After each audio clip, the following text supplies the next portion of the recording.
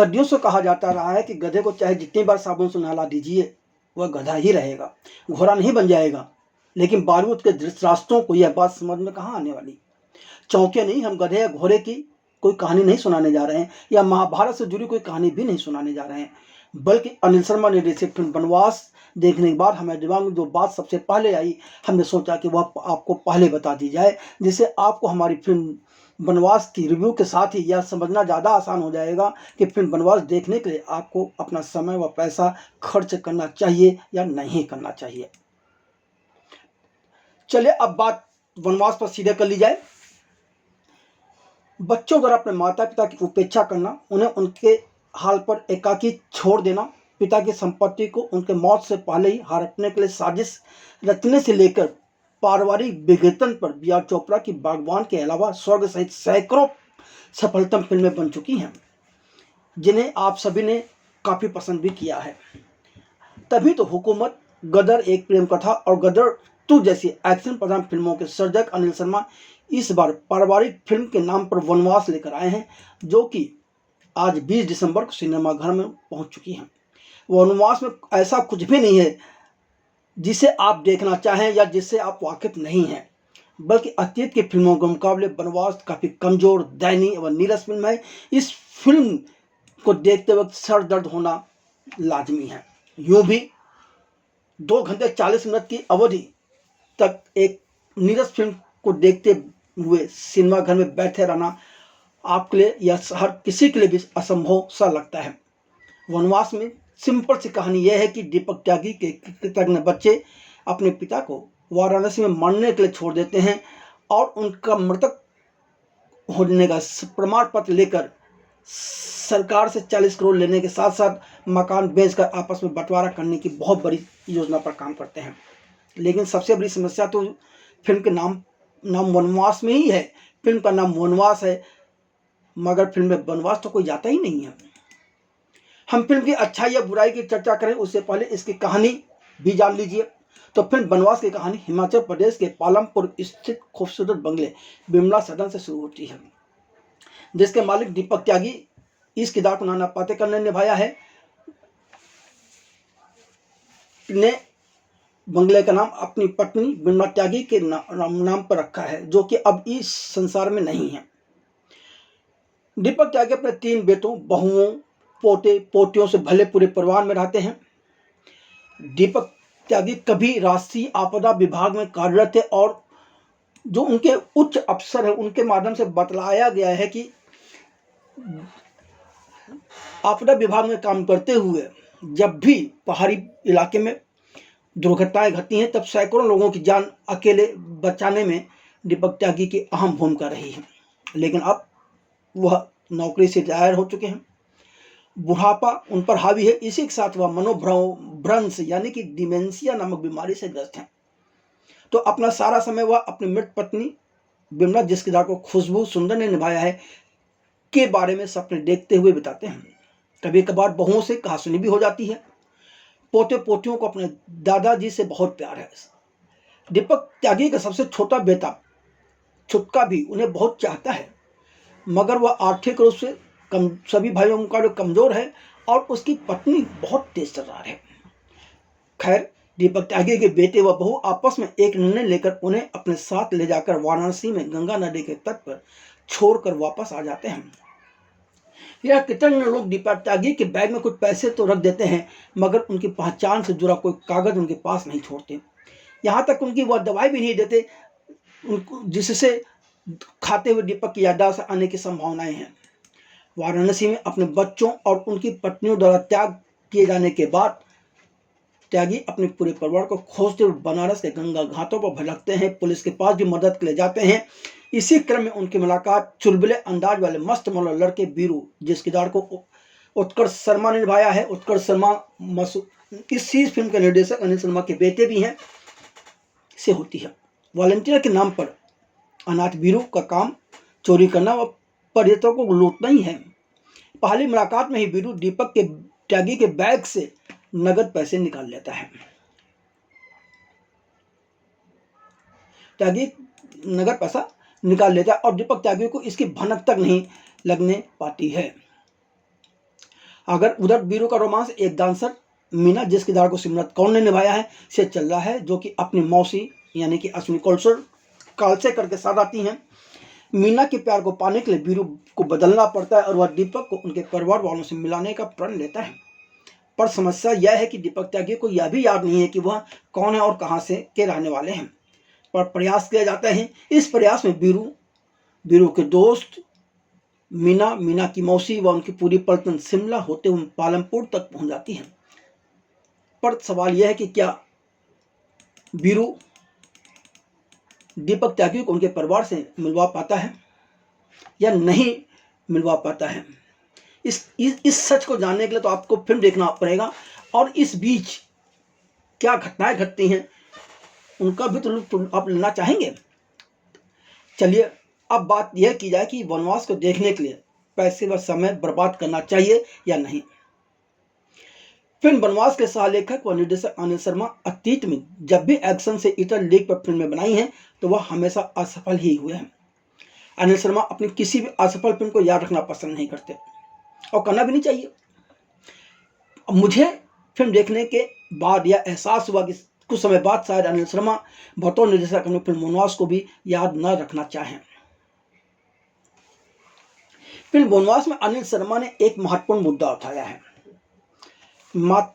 बच्चों और उनके माता पिता के बीच जो इन दोनों दुराव नजर आ रहा है, यह नयापन तो नहीं है, यह सदियों से ऐसा ही रहा है, पर इन दोनों कुछ ज्यादा ही हो गया है और इसको ठीक से उभारने नहीं पाए, बल्कि वह पूरी तरह भटक गए हैं। कि हम यदि कहें कि पुत्र मोह में मग्न फिल्म सर्जक ने कोशिश की कि वह अपने पुत्र के ही इर्द गिर्द कहानी को ताना बाना बुने, उसी में वह भटक गए और पूरी फिल्म उन्होंने बर्बाद कर डाली। फिल्म की कहानी व पटकथा अति कमजोर है। फिल्म में बेवजह के घटनाक्रम व कुछ बेवजह के किरदार जोड़कर अनिल शर्मा ने बेवजह अपनी फिल्म की लंबाई को 2 घंटे 40 मिनट कर डाली।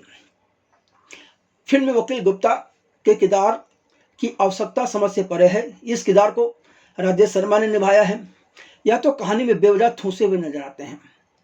फिल्म में दीपक त्यागी के परिवार को किसी जमीन के अधिग्रहण करने के एवज में सरकार से 40 करोड़ मिलने का जो पूरा ड्रामा रचा गया है, इससे भी फिल्म की लंबाई बढ़ी है, मगर यह पूरा ड्रामा फिल्म की कहानी को समृद्ध करने में या उसे अच्छा बनाने में कोई सकारात्मक प्रभाव नहीं डालती।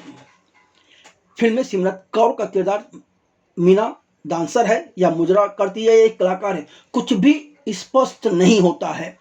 मीना की मौसी के किरदार में अश्विनी कालसेकर क्या कोठा चलाती हैं, क्या वह मुजरा करवाती हैं, आखिर वो करते क्या हैं, यह कहीं से भी स्पष्ट नहीं हुआ। या वो नौटंकियां करती हैं, लोगों के बड़े बड़े लोगों कहने पर वो डांस के कार्यक्रम करती हैं, कुछ भी यह फिल्म स्पष्ट नहीं करती है, जबकि फिल्म की लंबाई बहुत बड़ी है। तो भाई जब आप फिल्म को बनारस की पृष्ठभूमि में बना रहे हैं तो कम से कम कुछ बनारस में रहकर बनारस की संस्कृति आदि को तो समझ लेते। अनिल शर्मा ने अपनी इस फिल्म में जिस तरह की पुलिस दिखाई है, उसे देखकर आप यदि यह सोचने लगे कि आप स्वर्ग में पहुंच गए हैं तो हम क्या कर सकते हैं। आप यह ना समझे कि हमारा मकसद किसी फिल्म की बुराइयों को महज दिखाना है। जी नहीं, हम तो फिल्मकार ने जो कुछ भी अपने फिल्म में परोसा है उसी की चर्चा कर रहे हैं। अब देखिए ना, एक तरफ दीपक त्यागी को कुछ याद नहीं है तो दूसरी तरफ वह धर्म, समाज, कानून सहित हर मुद्दे पर हिंदी व अंग्रेजी में लंबे लंबे भाषण देते रहते हैं। वह क्या बात है। अनिल शर्मा का दावा है कि वह तो एक्शन फिल्म बनाने में माहिर है, मगर पहली बार वह एक इमोशनल फिल्म लेकर आए हैं। शायद वनवास बनाते बनाते उन पर भी नाना पाटेकर के किरदार का असर हो गया और वह भूल गए कि एक एक्शन दृश्य तभी सफल हो सकता है जब उसमें इमोशन हो। फिल्म वनवास में इमोशन के नाम पर कुछ नहीं है, सिर्फ मेलोड्रामा है, और वह भी ऐसा मेलोड्रामा जिसे दर्शक देखना नहीं चाहता। फिल्म की लंबाई बेवजह अनावश्यक दृश्यों की भरमार करने से बढ़ गई, या तो हम बता ही चुके हैं, लेकिन उन दृश्यों में कहीं भी इमोशन भी नहीं रहा है। यदि अच्छा एडिटर होता तो वह इस फिल्म को एडिटिंग टेबल पर कसकर केवल 2 घंटे की बना देता, तो शायद दर्शक कम बोर होता। इंटरवल से पहले फिल्म की झेलना बहुत मुश्किल है, यह एक बहुत बड़ा सिरदर्द है। हाँ, इंटरवल के बाद फिल्म कुछ ठीक ठाक हो जाती है। फिल्म वनवास देखते समय में कई दृश्यों में कई दूसरी फिल्में याद आती रहीं, आपको भी याद आती रहेंगी। क्या मौसी, बीरू और मीना के किरदार व उनके बीच में कुछ दृश्य फिल्म शोले से प्रेरित नजर नहीं आए आपको? यदि आ जाए तो कोई बड़ी बात नहीं होगी। नाना पाटेकर व उत्कर्ष शर्मा के नशे में धुत होने की मस्ती वाले दृश्यों में यदि आपको अमिताभ बच्चन व ऋषि कपूर की मस्ती झलकती नजर आए तो कोई क्या करेगा। देखिए, अनिल शर्मा की सबसे बड़ी कमजोरी यह है कि उन्होंने कुछ चीजें धर्म बेचने के नाम पर दिखाई हैं, लेकिन वो धर्म को भी इस फिल्म में ठीक से नहीं बेच पाए। हनुमान जी की चौपाई हो, हनुमान चालीसा की चौपाई हो, या धर्म से जुड़े कुछ और जो दृश्य हैं, वह जब जिस समय आते हैं उनका कोई औचित्य कहानी के साथ नजर नहीं आता। कम से कम मेहनत करते कहानी के साथ, उनको जोड़ते तो सही। फिल्म सर्जक की अपनी कमजोरी की वजह से दीपक और बीरू के बीच एक सार्थक बंधन विकसित नहीं हो पाता है। लेखन व निर्देशन उनके रिश्ते को स्वाभाविक रूप से विकसित नहीं होने देते और जिन क्षणों को मार्मिक महसूस करना चाहिए वह बहुत ही सतही लगते हैं। हमने पहले ही कहा कि इसके संवाद भी बहुत सतही हैं। मसलन एक चीज़ और बता दें, मसलन स्थानीय शराब पर बातचीत में गहराई या भावना का अभाव है, तो इसी तरह बेटों की अपने पिता के प्रति शत्रुता को बिना किसी संदर्भ के चित्रित किया जाता है। आखिर बेटों को अपने पिता से इतनी नफरत क्यों है कि वह उन्हें मरने तक के लिए छोड़ देते हैं, उनका मृत होने का सर्टिफिकेट बनवा लेते हैं? महज पैसा या कुछ और? कहीं कुछ पूरी तरह से स्पष्ट नहीं है चीज़ें शुरुआत में, जिससे उनकी प्रेरणाएं एक आयामी प्रतीत होती हैं। अब उनकी नफरत के बारे में अधिक जानकारी प्रदान करने में कहानी में कुछ परतें जुड़ सकती थी, तो जो अनावश्यक किरदार और या अनावश्यक दृश्य गढ़े गए हैं उनसे बचा जा सकता था। बीरू को किरदार को भी ठीक से नहीं करा गया है, केवल संवाद में बता दिया गया है कि वह अनाथ है, पर आज युवा होने तक उसके साथ क्या हुआ उस पर रोशनी नहीं डाली गई है। पुलिस कर्मियों के साथ बीरू के जो रिश्ते हैं उसकी वजह पर भी यह फिल्म खामोश रहती है। उत्कर्ष और सिमरत कौर के बीच प्रेम कहानी अविकसित है, मतलब बीरू और मीना के बीच की जो प्रेम कहानी है वह अविकसित है और यह प्रेम कहानी किसी भी सूरत में फिल्म की कहानी में अपना कोई योगदान नहीं देती। यदि यह प्रेम कहानी ना होती तो भी फिल्म पर कोई असर नहीं पड़ता है। बतौर निर्देशक अनिल शर्मा पूरी तरह से विफल रहे हैं। वह गदर 1 प्रेम कथा व गदर 2 से खुद को बाहर नहीं निकाल पाए हैं। पालनपुर हिमाचल प्रदेश की बर्फ में वह जिस तरह से नाना पाटेकर के हाथ से बर्फ उठवाते हैं, ऐसा लगता है जैसे कि वह हैंडपंप उखड़वाना चाहते हैं। बतौर लेखक व निर्देशक उनकी सोच का कोई जवाब ही नहीं है।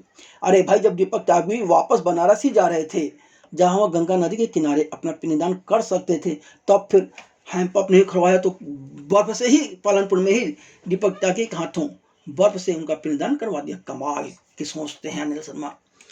अब जहाँ तक कलाकारों के अभिनय का सवाल है, तो सबसे बड़ी कमी जब पटकथा कमजोर हो, संवाद अच्छे ना हो, तो कलाकार चाह कर भी अपना बहुत बेहतरीन नहीं दे पाता है।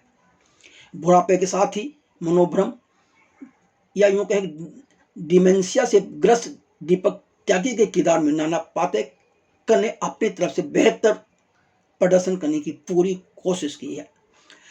नाना पाटेकर विलक्षण प्रतिभा के धनी हैं, उनके अंदर भावनाओं को समझने की विलक्षण प्रतिभा है, पर वह अपनी इस प्रतिभा का उपयोग इस फिल्म में नहीं कर पाए, जबकि वह इसमें अपना सर्वस्व झोंक देते हैं। उनके हिस्से कुछ मार्मिक दृश्य जरूर आए हैं। नाना पाटेकर अपनी पूरी क्षमता से इस डूबते जहाज को बचाने संभालने की पूरी कोशिश करते हुए नजर आते हैं, मगर कमजोर व सतही संवाद, कमजोर पटकथा के चलते वह इस फिल्म को बचाने में पूरी तरह से विफल रहते हैं। चंचल स्वभाव के बीरू के किरदार में उत्कर्ष निराश करते हैं। उनकी कमियों को छिपाने के लिए निर्देशक ने उनके चेहरे पर दाढ़ी भी लगा दी है, पर एक सच यह भी है कि उत्कर्ष में कुछ तो आकर्षण है जिसे निखारने के लिए एक सशक्त निर्देशक की जरूरत है, जो कि कम से कम हमें एहसास होता है कि अनिल शर्मा के वश की बात नहीं है। दीपक त्यागी की स्वर्गीय पत्नी विमला त्यागी की महत्वपूर्ण भूमिका में खुशबू सुंदर है और अपने नाम के अनुरूप हर जगह सुंदर नजर आती हैं।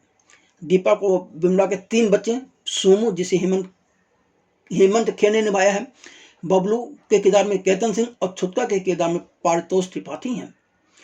यह तीनों भी सुस्त संवादों व अति नाटकीय दृश्यों की वजह से कई जगहों पर ओवर एक्टिंग करते हुए नजर आए हैं और सही मायनों में वह अपने किरदारों के माध्यम से दर्शकों को अपनी तरफ आकर्षित नहीं कर पाते हैं। मीना के किरदार में सिमरत कौर केवल खूबसूरत नजर आई हैं। हाँ, एक दृश्य में वह अच्छा लगी हैं। मौसी के किरदार में अश्विनी कलसेकर का अभिनय शानदार है और यदि हम कहें कि इस फिल्म में की जान है या कोई, तो वह अश्विनी कलसेकर है। वीरू के विश्वासपात के रूप में राजपाल यादव जरूर लोगों को हंसाने में सफल रहे हैं। अब खुद आप निर्णय करें कि यह फिल्म आपको देखनी है या नहीं देखनी, और अगर आपने वनवास देख ली है तो कमेंट बॉक्स में लिखकर हमें भी बताएं कि आपको हमारी फिल्म आपको फिल्म वनवास कैसी लगी।